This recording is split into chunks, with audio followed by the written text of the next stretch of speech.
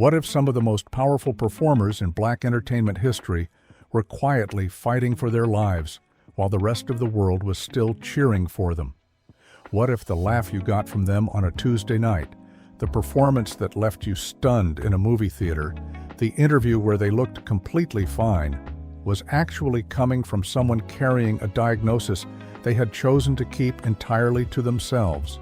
It happens more than people realize, and when the truth finally comes out, it changes everything about how you remember them. Today on Timeless Black Icons, we are looking at 13 black actors who hid their illness until the very end. These are stories of strength, privacy, and legacies that deserve to be told with the respect they earned. Here are 13 black actors who hid their illness until the day they died. Number 13. John Witherspoon. John Witherspoon was one of those performers who made everything look completely effortless. He had been in the business for decades, building one of the most recognizable faces and voices in black comedy. Most people knew him as Pops from the Friday franchise, the quick-talking, unpredictable father figure who stole every scene he walked into. But he also built a long television career through shows like The Tracy Morgan Show and The Wayans Bros, and he remained one of the most in-demand comedic actors in Hollywood well into his 60s and 70s. What most fans never figured out is that John Witherspoon was hiding a serious heart condition during the final years of his career. He did not discuss it publicly. He did not slow down. He kept performing, kept making appearances, kept showing up to sets and stages with that same explosive energy audiences had come to expect from him across 4 decades of work. There was no public statement about his health, no announcement that anything was wrong. He simply kept going the way he always had. On October 29, 2019, John Witherspoon died at his home in Sherman Oaks, California. He was 77 years old. The cause was a heart attack. His family confirmed the news, and the entertainment world stopped. Ice Cube posted that the world had lost one of the funniest people alive. Regina Hall, Kevin Hart, and dozens of other performers shared their grief publicly within hours. But for most of them, the illness that took him had been completely invisible. And he had been scheduled to appear in Friday the 13th installment at the time of his death. The project he had committed to, the franchise that had helped define his legacy, was still moving forward around him, while his health was quietly declining. John Witherspoon gave everything to the craft until his body would not allow it anymore, and he did it without asking anyone to feel sorry for him. Before moving ahead, take a quick second to subscribe to the channel and stay tuned for the next story. Number 12. Bernie Mac. Bernie Mac built his reputation on honesty. The whole premise of his comedy was that he would tell you the truth other people were too afraid to say out loud. His stand-up was raw and real. His television show was built on a version of himself. He looked directly into the camera and talked to the audience like they were sitting in his living room. So the fact that he spent years hiding a serious illness from the people who felt closest to him carries a particular weight that is hard to shake. Bernie Mac had been diagnosed with sarcoidosis, a chronic inflammatory disease that attacks the lungs and other organs, in the 1990s. He disclosed the diagnosis publicly during a television interview in 2000, and for a time it seemed like the condition was being managed. He continued working at a level most performers could not match. The Bernie Mac Show ran for 5 seasons on Fox, earning him Emmy nominations and wide critical praise. He appeared in major films including Ocean's 11, Bad Santa, Guess Who, and Transformers. From the outside, where everything looked healthy and productive, what most fans never figured out is how much his condition had worsened in the years before his death, and how carefully that information was being kept away from public view. By 2008, he had been hospitalized with pneumonia, which is particularly dangerous for someone already managing a compromised respiratory condition from sarcoidosis. The pneumonia complicated everything rapidly. His team issued statements that described his condition as improving. Reports in the days before his death suggested he was recovering and might be discharged soon. On August 9, 2008, Bernie Mac died at Northwestern Memorial Hospital in Chicago. He was 50 years old. The speed of it stunned everyone. He had been one of the most vital presences in American comedy. He had projects in development. He had more to say. And the illness that finally took him had been part of his life for over a decade, but the full severity of what he was managing in those final months was something most people only understood after he was gone. Number 11. Chadwick Boseman. When Chadwick Boseman died on August 28, 2020, the reaction was unlike almost anything the entertainment world had seen in years. People did not just mourn. They were stunned in a way that felt physical. Because unlike most of the entries on this list, Chadwick Boseman was young. He was 43 years old. He was at what looked like the absolute peak of his career, and he had been fighting colon cancer in secret for 4 full years. He was diagnosed in 2016, the same year Black Panther was in production. He did not tell the studio. He did not tell the public. He did not step back from the work. He filmed Black Panther while undergoing chemotherapy and surgeries. He filmed the sequels and crossover appearances in the Marvel Universe while managing a terminal diagnosis.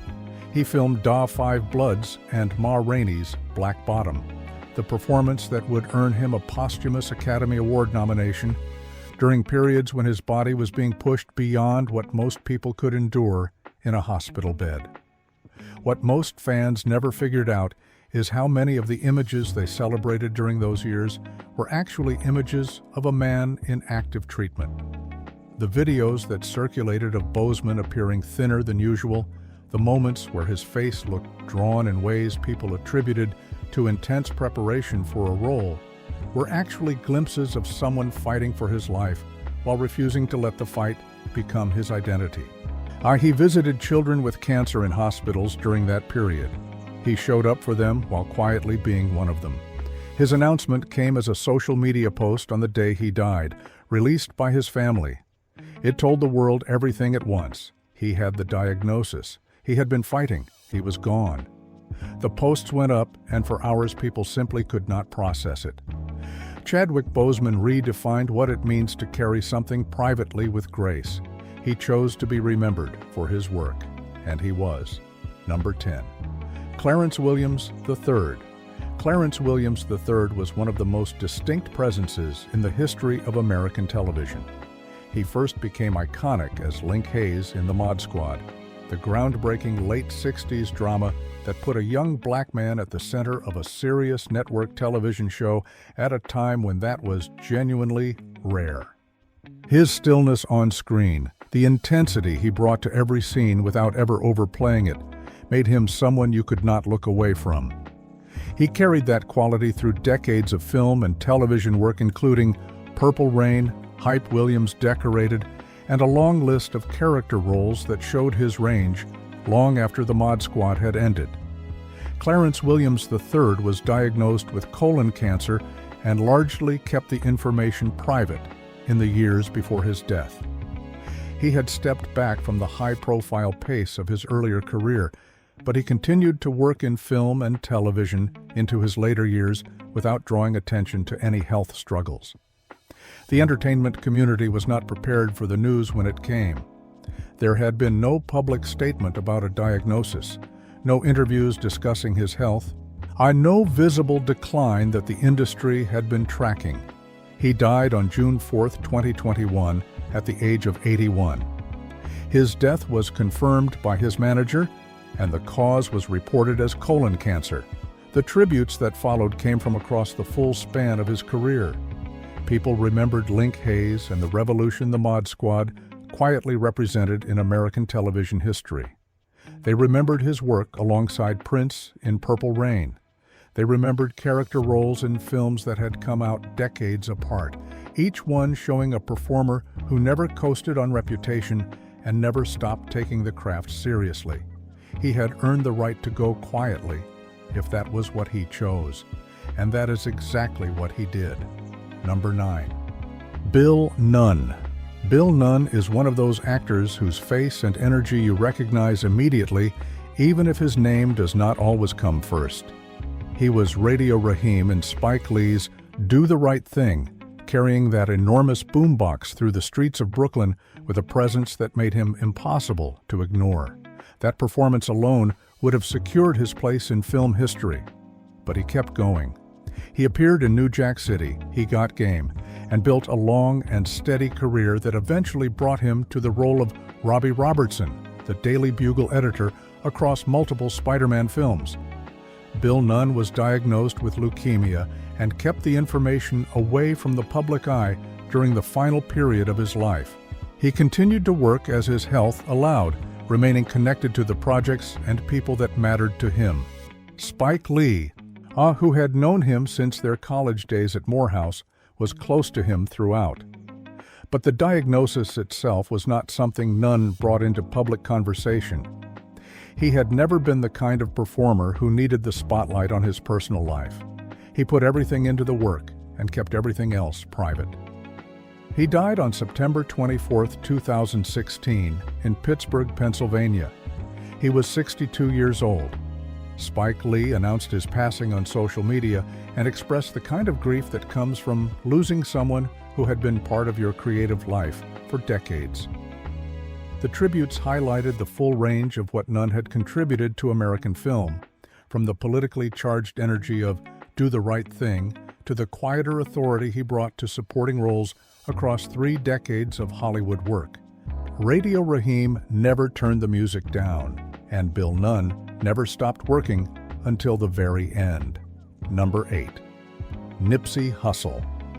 Nipsey Hussle built a career that crossed every lane that existed between music, acting, and community activism.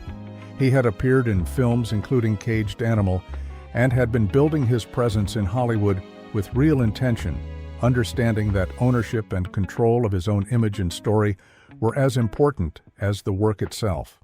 His community investment in the Crenshaw neighborhood of Los Angeles was documented, celebrated, and studied as a model for what economic reinvestment could look like when it came from inside the community rather than outside it. Nipsey Hussle was not hiding an illness in the traditional sense, but in the months before his death, the people close to him have spoken about the mounting threats and dangers that surrounded him in ways that he processed privately and did not bring into public conversation. He was shot and killed outside his Marathon clothing store in Los Angeles on March 31, 2019. He was 33 years old. The loss was seismic. President Barack Obama wrote a personal letter to his family. Jay-Z, Beyoncé, Snoop Dogg, and hundreds of other artists and public figures expressed their grief publicly. What most fans never fully figured out is the degree to which Nipsey had been aware of the dangers around him and had spoken about mortality and legacy with a clarity that felt almost prophetic in retrospect. Interviews from the final years of his life show a man who was thinking deeply about what he would leave behind, and who was building infrastructure with the specific knowledge that he might not always be there to protect it himself. He put that awareness into his work, his business, and his community without letting it paralyze him. He was preparing to meet with Los Angeles police officials to discuss gang intervention strategies the day after he was killed.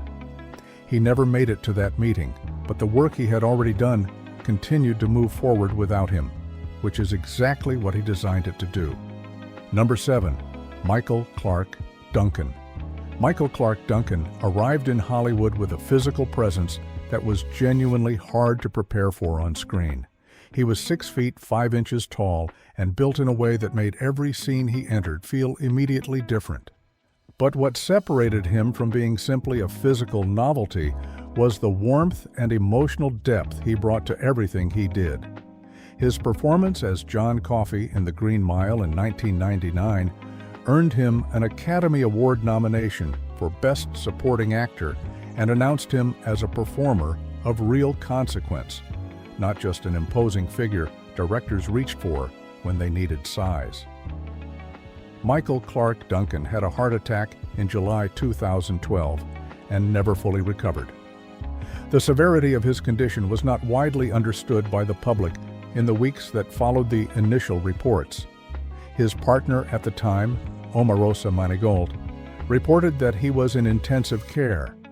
Updates came slowly and without the kind of detail that would have conveyed how serious the situation actually was. The public narrative suggested he was fighting, but had a reasonable chance of recovery. The reality was significantly darker, and the people closest to him understood that earlier than most. He died on September 3, 2012 in Los Angeles. He was 54 years old. The cause was listed as myocardial infarction. He had not worked extensively in the final period before his death, but his health challenges had been largely framed publicly as a temporary setback rather than a terminal decline. The truth of what those final weeks actually looked like was something only the people in that hospital room fully understood. He had grown up in Chicago in genuine poverty and had worked as a bodyguard for Will Smith and other celebrities before his acting career found its footing. The path from that life to an Oscar nomination is not a short one. He walked every step of it, and he gave everything he had to the work while he was here. Number 6. Garrett Morris. Garrett Morris is one of the founding legends of American sketch comedy. He was an original cast member of Saturday Night Live when the show launched in 1975, part of the first group that established what that show would become for the next 5 decades. He was also a classically trained musician, a Juilliard graduate, and a performer with serious dramatic range underneath the comedy.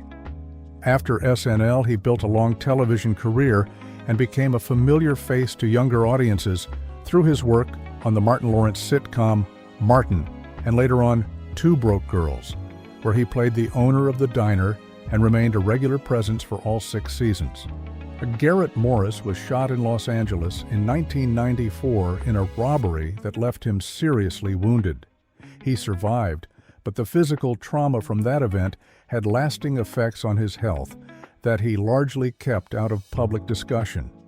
As he moved through his later career, he never made his ongoing health management a public conversation. He continued working, continued showing up, and continued bringing the kind of lived-in authority to every role he took that only comes from decades of genuine experience in front of audiences. What most fans connected to the timeless black icon story never fully figured out is how much Garrett Morris carried physically across the later decades of his career while still delivering consistent and warm work. He faced health challenges that he navigated privately, including the long-term effects of the shooting, on without seeking sympathy or stepping back from the work that defined him. He remained active in television and public life into his 80s, choosing presence over disclosure at every turn. His legacy runs deeper than most people stop to appreciate. He was at the table when modern American comedy television was being invented. That is not a footnote. That is a foundation. Number 5. Meshach Taylor. Meshach Taylor was one of those supporting players who made every show he appeared in measurably better without ever positioning himself as the headline.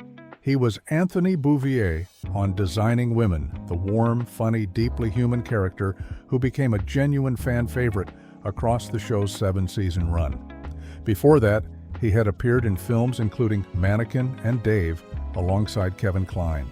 I'll bet he was a classically trained actor with a wide range that the television industry consistently underused, as it so often does with black actors of his generation.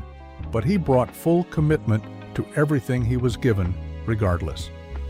Meshach Taylor was diagnosed with gastrointestinal cancer and kept the information private until the final period of his life. He had been dealing with the diagnosis for some time before it became publicly known, managing his treatment quietly while staying connected to the people and projects he cared about. His family announced in mid-2014 that he was battling cancer, but by the time the public was aware, the illness had already progressed significantly. He died on June 28, 2014, in Los Angeles. He was 67 years old. His Designing Women co-stars expressed profound grief in the days following his death. Delta Burke and Annie Potts both spoke about what he had meant to the cast and to the show's chemistry over those 7 seasons. The tributes highlighted someone who had given a great deal to the television landscape across 3 decades without ever receiving the kind of recognition his work consistently earned.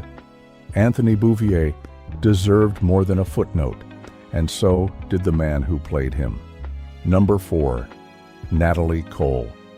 Natalie Cole carried one of the heaviest inheritances in the history of American music. She was the daughter of Nat King Cole, one of the most beloved and celebrated artists of the 20th century. That legacy could have crushed her. Instead, she built her own career from the ground up. On winning Grammy Awards and finding her own voice as a performer before eventually honoring her father's legacy with the celebrated Unforgettable with Love album in 1991, which became one of the best-selling records of that year. Natalie Cole had been open in earlier years about her battles with drug addiction, which had derailed her career significantly during the 1980s. She spoke about those struggles publicly and credited her recovery with giving her the clarity to produce the Unforgettable album and the second chapter of her career. But what she was managing in the final years of her life was something she kept much closer to herself. She had undergone a kidney transplant in 2009 following hepatitis C-related kidney disease, which she disclosed at the time. But the full extent of her declining health in the years that followed was not something she discussed openly. She died on December 31, 2015, in Los Angeles. She was 65 years old. The cause was listed as idiopathic pulmonary arterial hypertension, congestive heart failure, and hepatitis C. She had continued to perform and make public appearances in the period before her death, maintaining a presence that did not signal to audiences how serious her condition had become. She was found unresponsive at Cedars-Sinai Medical Center on New Year's Eve. She had spent her whole life turning inherited weight into something beautiful. She did that until the very end. Number 3. Ossie Davis. Ossie Davis was not just an actor. He was an institution.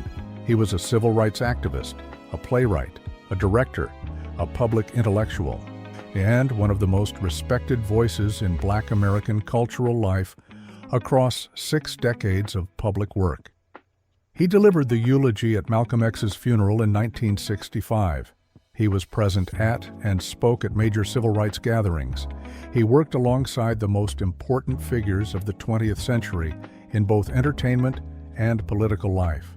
On screen, he appeared in countless films and television shows, from Do the Right Thing to Grumpy Old Men to The L Word, delivering performances that combined warmth, intelligence, and moral authority in ways that few actors of any generation have managed. Ossie Davis was 87 years old when he died and had been managing the health challenges that come with advanced age for some time. But the specific condition of his heart and the rate of his decline in his final months were not something he or his family brought into public conversation in detail. He had been working consistently enough that the entertainment world was not tracking a visible withdrawal from public life that would have signaled serious decline. He simply continued being Ossie Davis for as long as his body allowed. He was found dead in his hotel room in Miami Beach on February 4, 2005, where he had been filming a project. He died alone in that room in the middle of active work, which is, in its own way, a statement about who he was. The cause was natural causes attributed to heart failure. His wife, Ruby Dee, with whom he had shared one of the most celebrated partnerships in American entertainment history, survived him by 8 years. His eulogy for Malcolm X, which he delivered 40 years before his own death, described a man who loved his people.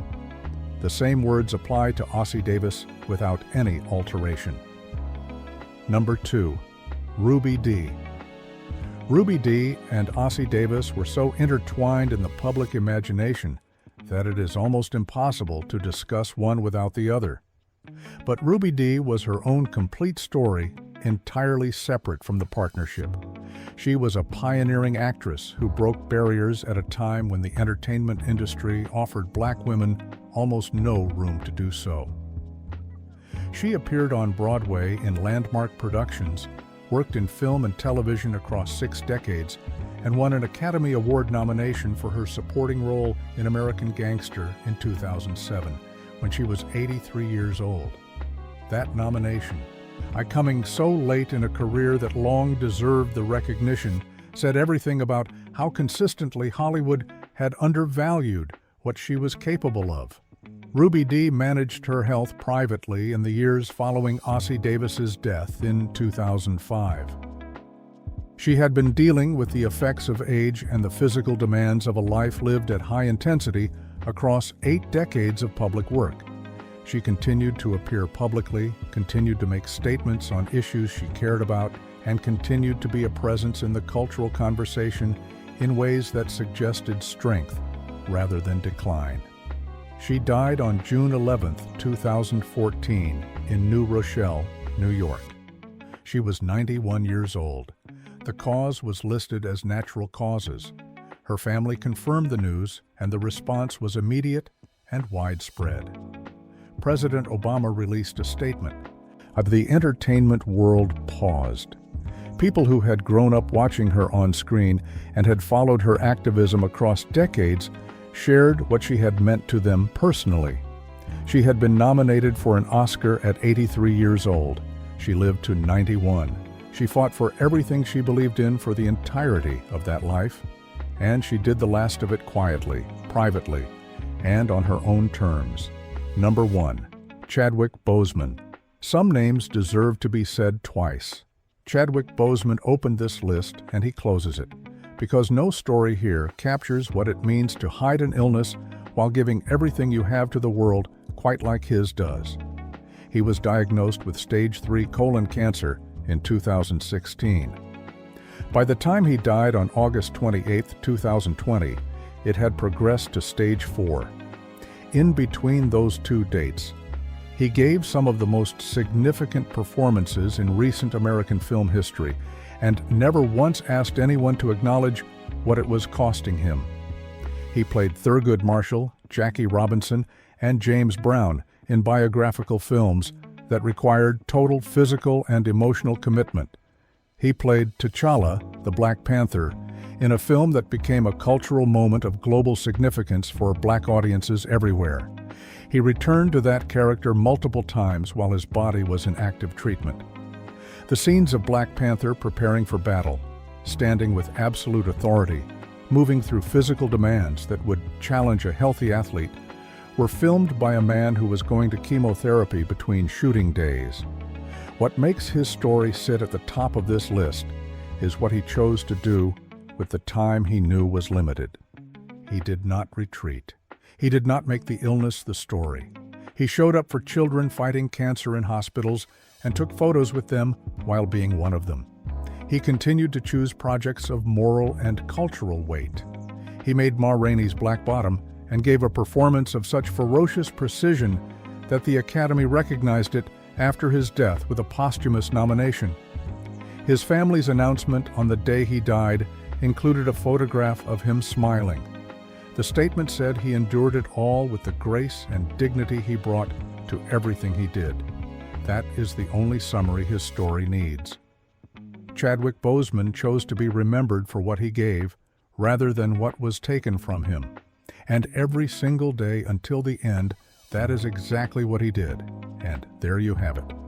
13 Black actors who carried something enormous in private while giving everything they had in public.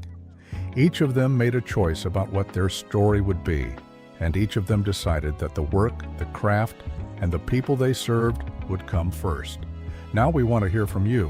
Which of these stories hit you the hardest? Drop it in the comments, because on Timeless Black Icons, every name deserves to be remembered. And if this video moved you, do not leave without hitting that subscribe button and tapping the bell. Because the stories of the icons who shaped our culture are always worth telling, and we are just getting started.